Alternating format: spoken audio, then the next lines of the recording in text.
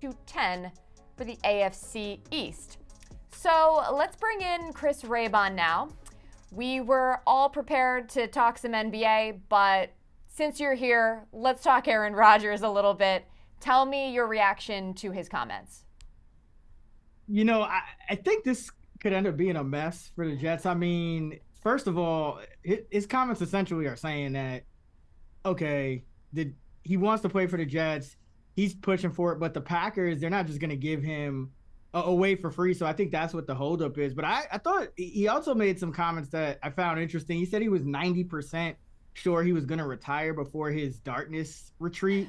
So all this taken together, there's a little bit of uncertainty. I think the Jets futures were a little bit overpriced already, kind of in anticipation of him going there. But he had his worst season arguably ever, but definitely in a long time last year. So I'm just not sure that this is going to end well for Aaron Rodgers or for the Jets, even though obviously it is going to be an upgrade if he does go there over what they had last year.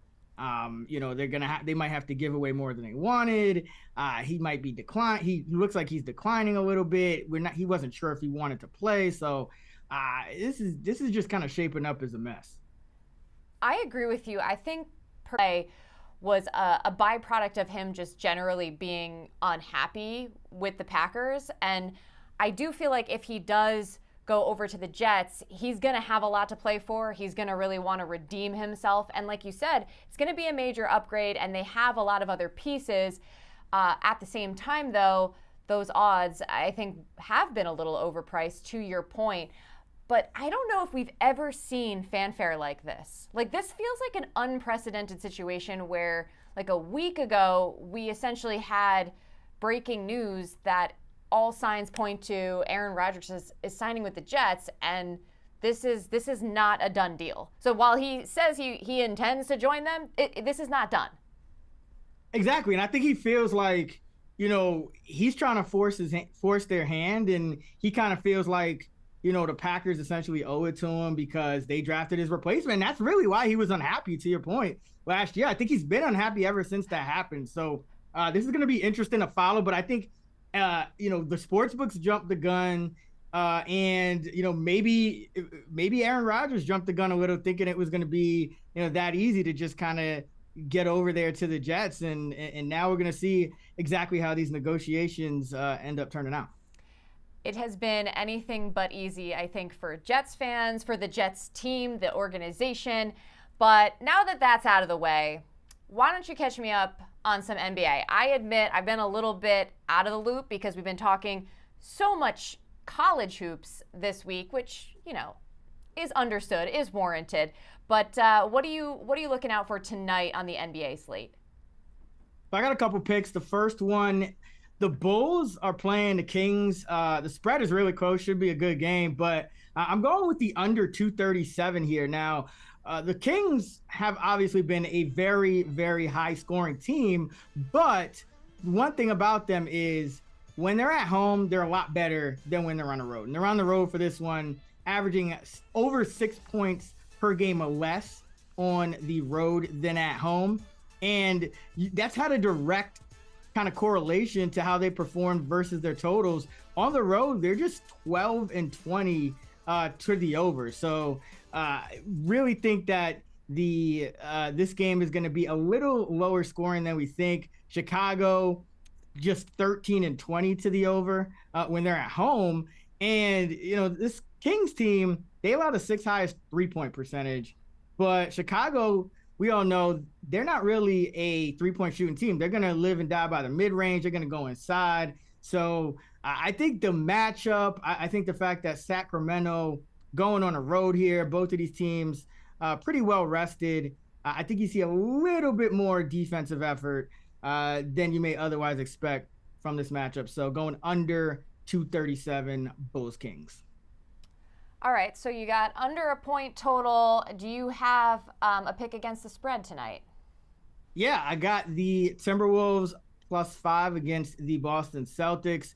Boston just hasn't been quite right since the All-Star break. Now, we all know prior to the break, they were essentially the best team in the NBA, 42-17 straight up, 32-26-1 against the spread, beating teams by over 6 points a game. Since the All-Star break, they're just 500.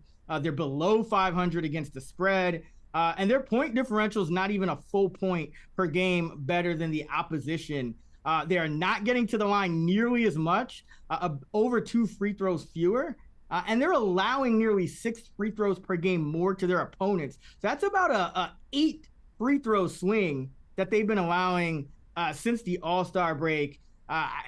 They're just not playing. They're just not in sync, and they're playing a little more sloppy than we've seen them play really at any other point this season. And on the other hand, you got Minnesota. This team's been a little bit unlucky in terms of their shooting variance since the break, just 65% from the line. So I think that's going to correct.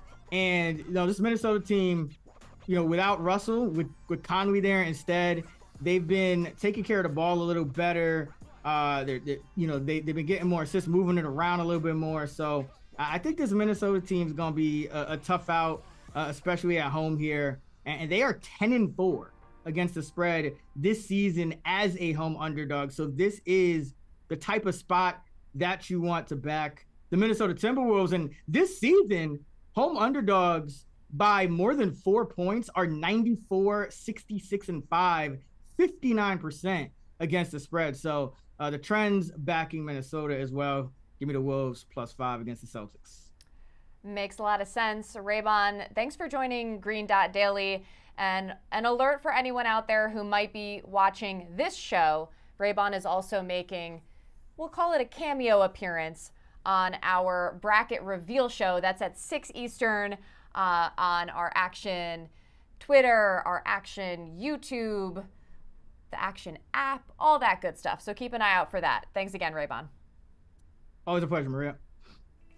Green Dot Daily is presented by BetMGM. Use bonus code ACTION when signing up to get up to $1,000 paid back in bonus bets if you don't win your first bet. Terms and conditions apply. Gambling problem? Call 1-800-GAMBLER.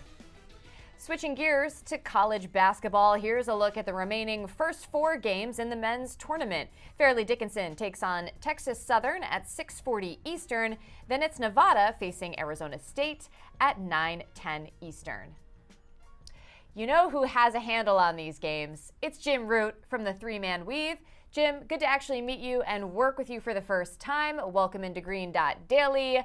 Who you got in the second leg of the first 4?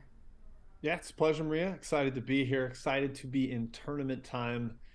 Got first 4 games. We're going in chronological order on the picks, but also confidence order. So people, I'm more confident in this first one. That would be Texas Southern laying the points -2.5. Texas Southern's been in this first 4 game for 3 straight years now. A bunch of these rotation players have played in this game. They won it last year. I think that experience matters. Saw last night with Corpus Christi, team that had been there before, ended up making way more of their free throws than SEMO did. There's just a comfort level to being on this stage, and I think Texas Southern has that. Taking on Fairleigh Dickinson, who is the smallest team in the country, tiny. They play only a 6'6" guy up front. I think Texas Southern can dominate the paint. And then FDU's coming out of the worst league in the country, and they didn't win the regular season. They didn't win the postseason. They are in on a technicality because Merrimack is ineligible. I think Texas Southern has the experience, the size, the athleticism to take advantage of FDU and get the victory here. Okay, meanwhile, in the nightcap, you aren't quite as confident, but what do you think?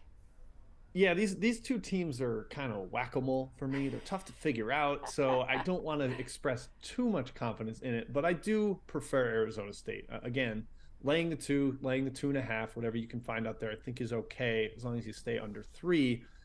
There's a fun angle of revenge here as 2 of the ASU starters, Warren Washington and Desmond Cambridge, were on Nevada last year, so they're familiar with Steve Alford. They're familiar with that roster. And the Mountain West for Nevada is on an 0-9 against the spread streak in this tournament. And if you go even further back, it's 14-35 over the last 50 games with 1 push in there. It has not been a league that steps up well into this event. So despite being a little less confident, I trust ASU ever so slightly more, and I'm going to ride with them, the favorite, -2.5. It sounds like a plan, Jim. And speaking of plans, what do you got going on this weekend? Anything fun for tournament time? Oh yeah, the weave will be out on the strip. We're excited about it. We always hit up some random bar event on Thursday, and then we are at Beer Park in front of Paris on Friday. Glorious outdoor setting overlooking the fountains across the strip. No better place to watch basketball. We'll be dialed in, looking forward to it, and hopefully dishing out some winners. And hopefully not getting into trouble. Look out, Vegas. The three-man weave will be in town. And you can also catch Jim Root on our bracket reveal show on the Action YouTube, the Action app, Twitter, all that good stuff. That's later tonight at 6 Eastern. Jim, thanks for stopping by. It's a pleasure. Thanks for having me. A reminder, a really great tool if you have a pro account in the Action app will show you top props like this one, Max Absmus of Oral Roberts to go under 22.5 points Thursday against Duke, which has a grade of A+. And as March rolls on, so does the college basketball talk. So we welcome in Nick Giffen. And Nick, we've heard a lot of your overarching tournament takes here on Action Network so far this week, but crazy, the first round is coming up fast. So who do you like on Thursday? Oh yeah, I'm so ready. And last year, Sean and I, we crushed the player props, so I'm ready to do it again. My first player prop for you for this March Madness is going to be Jalen Wilson from Kansas against Howard. And I'm going to take over 1.5 3 points made. You can actually get that at plus money at plus 110. And there's nothing really like specific about the matchup in terms of like, does Howard allow a lot more 3-pointers or anything like that? It's just the fact that Jalen Wilson has absolutely feasted on weaker teams this year from 3. Against teams outside of the KenPom top 100, Wilson has a 27% plus usage in every single game. So he's the focal point of the offense, especially against these weaker teams, because they know, Kansas knows that's how they can just grab that early lead and just hold it through the rest of the game. He also has made 6.5. He's taken, I should say, 6.5 3-point attempts per game against these weaker teams, and he's made a ton of them. He's made 5, 3, 3, 2, and 1. So he's cleared this 1.5 in 4 of the 5 games against these teams that are outside of KenPom's top 100. I'm also not worried about maybe a potential minutes reduction in a blowout. That's what you would normally worry about in this 1 versus 16 situation. But 4 of those 5 games against those teams that were outside of KenPom's top 100 were blowouts. And in those 4 blowouts, he only had 1 game where he played under 30 minutes still, and that was a 25-minute game. So he's still going to have plenty of playing time. They do want to still rely on him at least until they comfortably open up the game here. And Howard is one of the better 16 seeds in this tournament, so there's no guarantee they will blow out Howard. So I'm actually projecting Jalen Wilson to make 2.2 3-pointers with a 64% chance of going over. So since I have him favored to go over, I really love getting plus money here. So precise. That's why we love our analytics team here on Action Network. And I also enjoy the, what would you say, humble brag that you and our other resident analyst, Sean Kerner, did well in the player props last year. Let's keep it going for this year. And you have one more for us? Yeah, definitely. I'm going to go over to the Texas Longhorns, and I'm going to take Jabari Rice for over 1.5 assists against Colgate. And you get that at minus 125. And unlike the Jalen Wilson prop I gave, this one is all about the matchup. Colgate is up-tempo a bit, so there's going to be more overall possessions, which is what we like to see when we're taking an over. They are a below-average shot-stopping team, so, that is, they're even worse at stopping shots when you adjust for the fact that they've played a really weak schedule. So if they're allowing a lot of shots to be made, then that allows a lot more assist opportunities because those shots are going in. They also don't force turnovers, which means Texas is going to have a lot more opportunity to take shots. And they also don't foul, so they're not putting Texas to the line on some of those possessions, which again leads to more opportunities to have field goal attempts. So we're going to get a lot of field goal attempts and a lot of field goals made at an up-tempo pace. Only 11.9% of points scored against Colgate come from the line, which means all the rest come from field goals, making them number 1 in the nation in percentage of points allowed from field goals. So a lot of assist opportunity here for Jabari Rice. I project him actually for not even just to clear 1.5, but I project him for 2.6, which is over 2.5. So we have a 72% chance of going over this 1.5 assist number. So minus 125 is great value. I'd bet it down to like minus 150. There he is, everybody. Nick Giffen, our predictive analyst. Thanks, as always, for the insight. Absolutely. I don't like people with multiple brackets. You get one. But I will say this. So I say you get maximum 2. You get one of what you think, and then you get like your chaos bracket, like what you would want to happen, your homer bracket. Anything else when you're sitting there with someone, oh, I'm in this one league, I have Oral Roberts in the Sweet 16. Oh, like it's like, buddy, what are you cheering for? Like every shot, someone's cheering, and it's like, oh no, that's my office pool. No, that's different. I've been in my family pool. I'm like, oh my God, shut up. It's like the 8-9, the 7-10s. They're like, well, because I didn't know, I just had one side on each bracket, so that no matter what, I get a point. I'm like, dude, pick a damn side and roll with that. Yeah, I don't understand how someone can like make 10 brackets. I really don't get it. You get one bracket. So I couldn't agree more with you. All right, the guys from the Gamblin and Ramblin pod coming in hot. Charlie DiSturco is here with me in studio, and Tim Kalinowski is joining us as well. Tim, you really have a problem with this, huh? Yeah, I mean, look, Charlie and I both seem to agree. It's just the idea of like, I always think of the president, signing his bracket and everyone taking pictures and that whole thing. It's like, you get one, you put your signature on it. Bam, that's my bracket. No one cares about your family pool. No one cares. Oh, one's for my office, one's for my this. It's like, it's enough to keep track of game after game after game, your own bracket. I don't need to hear about all 12 of your brackets. Just pick one. You can fill out 20, but pick one to talk about. That's your bracket. Yeah, I mean, how are you going to really use a red Sharpie to like cross out the stuff and make your bracket to fruition if you're going to have like 7 different pieces of paper on your fridge? You're supposed to put one up for everyone to see, and that's how it's supposed to be done. You know what this kind of reminds me of? Like back when people would say, like, no one cares about your fantasy football team, or like no one cares like about whatever dream you had last night. That's kind of like how I feel about when someone fills out a bracket. And to your point, it's even worse when it's not just one bracket. It's like, well, I have this in this bracket, and I have that in that bracket. Yeah, they do what they do with the 8 and 9s and the 7 and 10s, right, Tim? Like the amount of times that we talked about this, it's a 50-50 matchup. Pick one and move on. I was this close to picking them. Oh, thanks. Wow, that's awesome, man. Yeah, me too. I also filled out the bracket and went like eeny, meeny, miny, mo. I also did that exercise. Thank you. And you know what else? I think it loses its luster a little bit when you actually do win something. Like say you win a matchup on one of your brackets. It's like not as exciting when like you also filled out like 5 other ones that you lost. Yeah, it doesn't make sense that this is like it doesn't make sense like you're refreshing your ESPN page or whatever page you have your bracket on, and you're just seeing your percentile go down or go up. Like you got one, you want to see your percentile, you want to see how special you are. You're not special if you make 7 different brackets and pick 6 different upsets. Now, to be fair, Tim, I do have a defense of people that do this.